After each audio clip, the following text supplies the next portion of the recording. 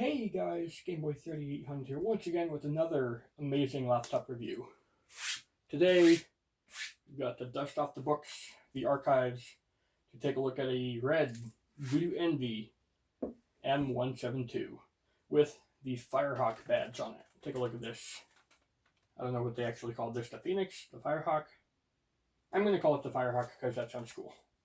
You can see it's in beautiful red, it's in perfect condition, and we have the original booklet with the amazing logo, and we have the original CDs over there, but we don't really care about these too much. We're going to quickly take a look at the book, and something just fell out of it here.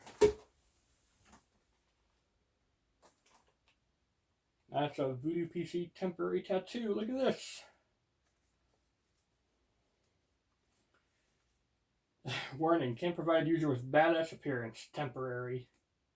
Oh man, these things must be impossible to get now. Yeah, look at that. It's a Voodoo badge. Very, very cool. I will, of course, leave these in there forever and never look at them again.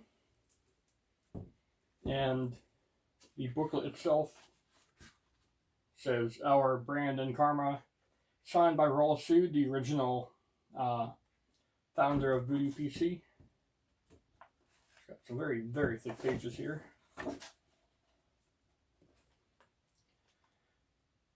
And it says, "My Voodoo. You wanted something authentic? So this is it. There is a unique story behind your Voodoo machine, and we take great pride in sharing the events that took place during the evolution of your machine. Take a peek inside, read the events that unfolded, and imagine what we went through to make your dream a reality. Remember, now that you are part of our family, you have full access to My Voodoo Online. A world of information and personalization awaits to you." And then, so it begins with some kind of picture up here. Original documentation for the specs and layout of this machine. I wonder if this will have the tattoo on the computer, what this name is.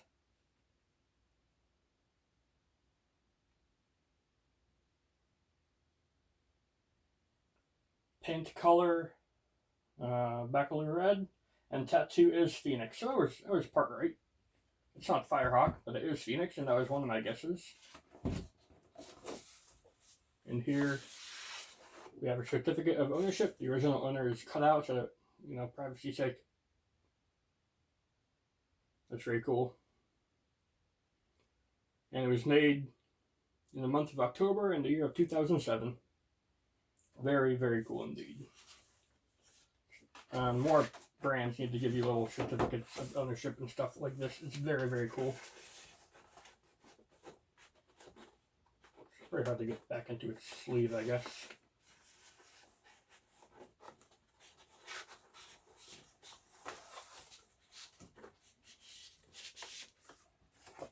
And then benchmarks, Voodoo Assurance. What is this?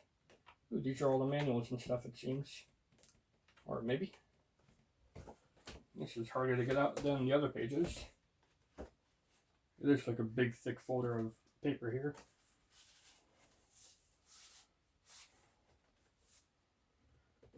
It will be extremely cool if it shows like pictures of it being made and stuff, being painted.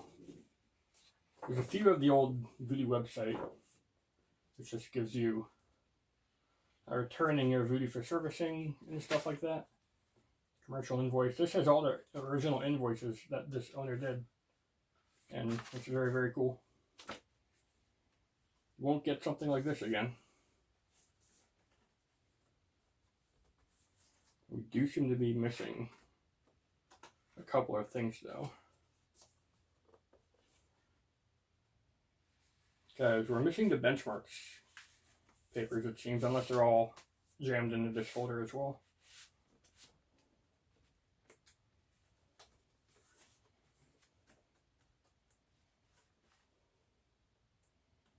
Voodoo Doctor. It comes with a CD here. Just says recovery disc. Oh well. Could use that probably to get the original icons and stuff back for Windows Vista. Right now it's running Windows 7 because Windows Vista is bleh.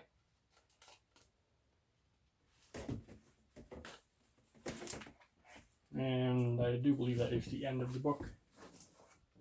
Yep. Very, very cool to have all the original stuff here. And of course, got to keep our tattoos safe. Just put it right back. And the Vista DVD, I'm sure you know it's here. Only Vista and drivers for the base Clevo model that this is. Or base Sager model, I don't know what this is. I believe it's a Clevo M57 series, but slightly updated to have not the audio controls on the front. Let's get into the device now. We've been talking about the accessories for too long. You can take a look at the beautiful red paint here. In perfect shape. Unfortunately, the computer itself is not in perfect shape. There is some slight lifting of the panel here. There's just nothing you can do about that. That's just how these were made. And I do not have an original color battery. It'll be impossible. Let's go over the ports. On the front we have our audio interface and the IR blaster. On the left we have a lock port and a DVD drive.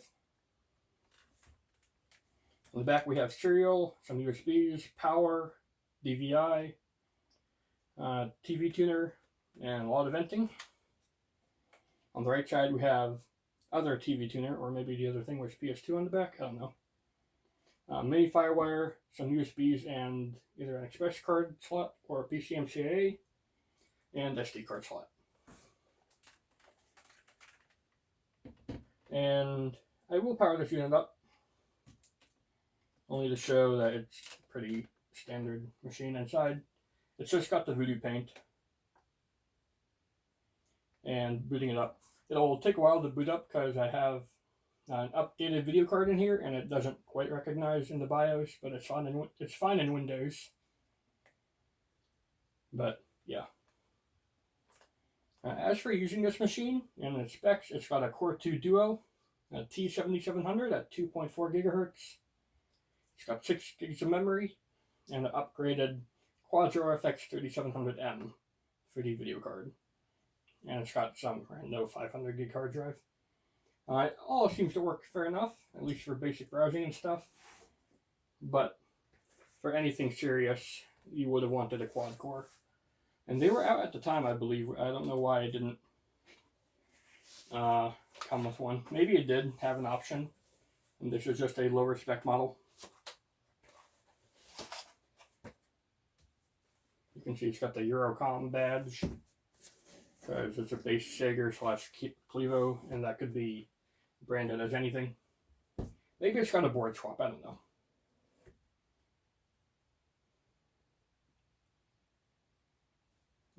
There is a model of this in the same chassis with a Core 2 Quad, and I'm looking for a board like that. The only thing is I think it replaces the DVI port with the HDMI port, in which case the chassis would be incompatible, or at least that one port would be, and it would look bad.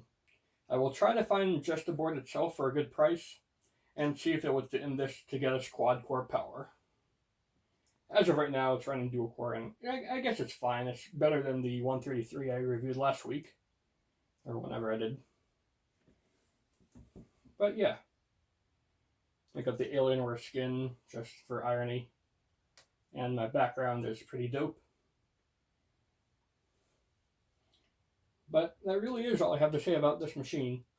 Using it, it's a no-frills experience. It's not magical or anything like that. And in fact, it's quite buggy. The speakers don't work. The only thing that works is the subwoofer, and it sounds pretty bad when that's the only speaker working.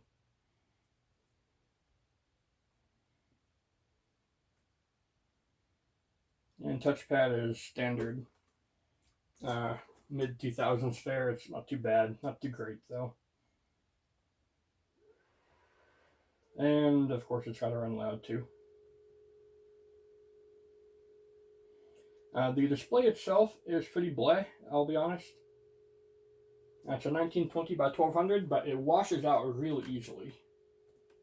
Pretty sure you can see that just happening there. Pretty stiff hinges, but nothing's bad. It's missing the spring tensioner in the left hinge clip here. The right one works fine though, and this still works as long as you lock it manually. But yeah, I do believe that'll be about it. This machine is a really cool collector's piece, especially having all the original documentation. I don't have the box though. Boxes for these things are obscenely rare. And you can see last episode I had one for the 133, and I had one for a Voodoo Omen as well here. But I guess that will be it. This machine itself is a no-frills experience, but the paint job and owning it is what makes it. I hope you enjoyed. Thanks, Game Boy Out. I'll see you in the future with hopefully something way more cool in the future. Thanks, Game Boy Out.